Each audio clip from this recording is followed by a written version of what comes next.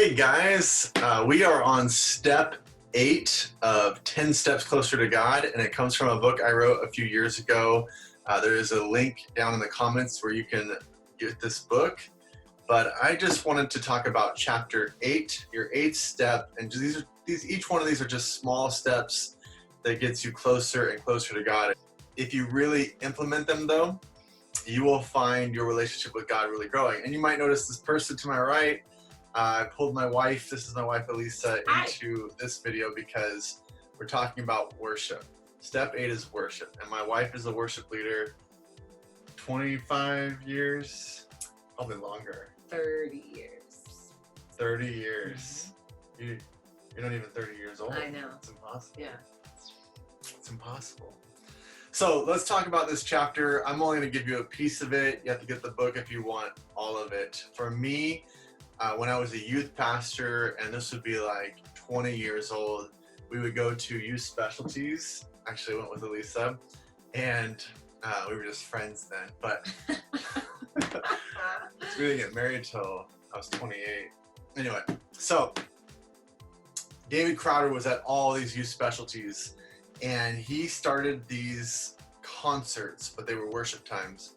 But he would start these concerts by saying, just sing loud. Don't worry about being pretty. Don't worry about what you sound like, what the guy next to you sounds like. Nobody cares. So just be as loud as you can. And what happened was, once we let go of what we sounded like, there was this just overwhelming, because the room was a huge, like an auditorium. Yeah, it was a huge auditorium with 3,000 people just yelling worship, and it was just powerful. It changed the way that I worshiped from that point on. What about you? What's kind of been your big moment with worship, and then your study of worship, because you know so much more? I think there have been a lot of moments for me. I don't think there was one big moment. I would say one was definitely the David Crowder. He was the youth specialties worship leader forever. Yeah. And I loved his stuff because it was just different than what everyone else was doing. And that was one where he would say, that's really pretty, because it was a lot of church leaders coming together. And so we were used to just singing, and we knew all the words, and he was going, no, that's nice. But, sing with all you've got, it needs to be. And I've actually adopted that in my worship leading, because it really does pull people to let go of themselves a little bit and to focus on the reason we're there. Another one was Louis Giglio's definition of worship, which is, in short, worship is our response to who God is and what he has done. And it's a really short version of what he says, but I love that. And I love to share that with worshipers, because it helps them realize it doesn't have to be this, complex issue. It doesn't have to be that, okay, we have to, go through the ACTS steps, that acronym or whatever, in praying. And not that that's a bad thing, but that all worship is our putting aside of ourselves. It's our response to him, to who God is and what he has done. And I love that. The other one was, I can't remember her name. It was a worship leader by the name of Jamie. Do you remember who that was? She was at an all-male conference. Yeah. It was a pastor's conference, and they were all men. And she came in to lead worship, and she had such an air about her that I had never seen before in a worship leader, especially in a female one, which were kind of rare at the time. She was so humble. She was underdressed, obviously purposefully. She looked, nobody cares what you look like, but she didn't pull attention to herself. Somehow, in her humility and in her love of worship and love for who she was worshiping, it just really hit me that this is a position. I don't ever take myself seriously at all. If you know me, there's no seriousness here. But in my job as a worship leader, that is a very serious job. And I kind of gleaned that from her. Like, this is a humble position, but it is serious what we were doing. In the book, I kind of go into the history and the Greek, the Hebrew or is it the Greek? I can't remember what I did. Anyway, what are those words do you remember from that? Those are Hebrew, I believe, because they're from the Old Testament, correct? And they are shakah. And shakah means to bow down or fall down, like lay prostrate. And there are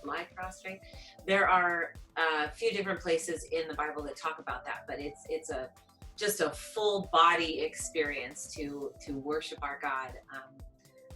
And I think for us, we can definitely do that physically, but for us to lay ourselves down and know that who we are worshiping is the only thing that matters. I had a pastor once tell me, I think the direction of worship in our church is going, a guy in his 20s with a guitar. And I remember my sister-in-law Ashley said the only direction that worship should be going is up. And when I think of the shakah bodily function, or when we lay ourselves down, whether it be physically or metaphorically, that we get out of the way, that there is nothing to us, because our worship should be directed up, and that's it. There should be no trends, there should be no agenda other than our response to God. The other one that I remember is proskuneo. Yeah. That's right. I didn't Easy remember for her to say. It's not. I didn't know it. I'm terrible at it. And that means to kiss toward, or to kiss the hand toward. And it's such a beautiful analogy of, just this adoration of another bodily experience. So the more we read scripture and worship in scripture, we find that it is a full mind, body, and soul experience. It is a full human and spirit combined experience, because we worship in spirit, because God is spirit. But we are also humans, we're also bodies. And so if we bring all of that together, there's really something to be said for just that adoration of kissing the hand toward. So good. I love it. The rest of the chapter, I do a ton of Psalm and different verses, Psalms. And then I talk about an analogy where I go on a mission trip every year for like 25 years. And when I'm on the mission field somewhere around the world, I am so in love with it. Every moment of it, I don't ever want to leave, but they all end. And then I get on the plane and I'm kind of sad. And usually the plane ride's like 13 hours or longer. And as the plane is going, I start thinking about Elisa and the kids, and my heart begins to switch to where I'm so excited. I almost begin to tear up many times, because I'm like, I get to see my wife and kids again. And the analogy from the way that she talked about the kiss, I lead into this going, for me, worship sometimes, I'm kind of like, okay, yeah, I need to worship. Okay, it's time for worship at church. And at first, I'm just kind of like, cool, I think I like worship, which is weird, because then something switches and I realize I'm getting closer and closer to God, and I'll tear up. I will get excited, and something about this worship, I'm coming back to my loved one. And it goes so much deeper in my relationship with him. So worship is a huge step. And if you're like me, you don't just think of it all the time. Maybe I should, but you have to remind yourself on a weekly basis, if not daily basis, to take this step closer to God, because it's part of building that intimate relationship with God, like your wife. It's how did that go? The kiss? To kiss towards. Yeah, to kiss the hand toward. I mean, that's one of the words for worship. And as you begin in your relationship to show that adoration and to practice worship, practice humility, it's the practice of thankfulness, to practice your response, the more second nature it becomes. So you don't really have to think about it and schedule it in. And it just kind of becomes part of your everyday life. So you're worshiping.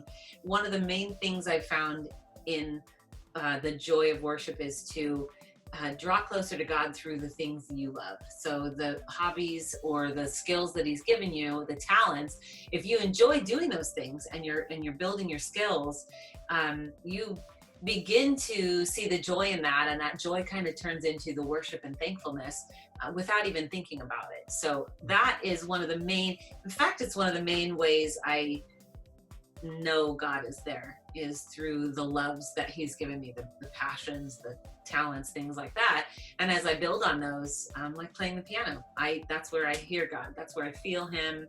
If I'm creating something, I can feel him there. And it sort of, as I'm doing it, it blocks out everything else, all those voices and all the yucky things in the world that I'm dealing with, or the stresses, or whatever it may be.